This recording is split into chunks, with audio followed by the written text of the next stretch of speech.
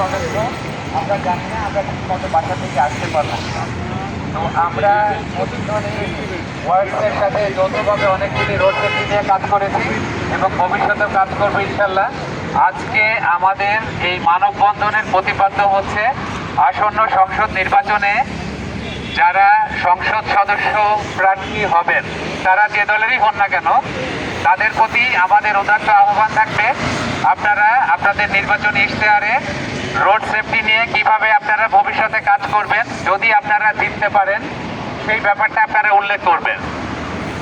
ইতিমধ্যে অনেকে নির্বাচনী ইশতেহার হয়ে গেছে, আমরা অনুরোধ করব যাদের নির্বাচনী ইশতেহার এখনো প্রচার হয়নি তারা এই ব্যাপারটা আমলে নিয়ে তারা নির্বাচনী ইশতেহারে এই ব্যাপারটা আপনারা ঘোষণা দিবেন যে আপনারা নির্বাচিত হলে কিভাবে সড়কের নিরাপত্তা নিয়ে কাজ করবেন। এবং এই ব্যাপারটা কারো একার জন্য প্রযোজ্য না, এটা বাংলাদেশে ঢাকা শহরে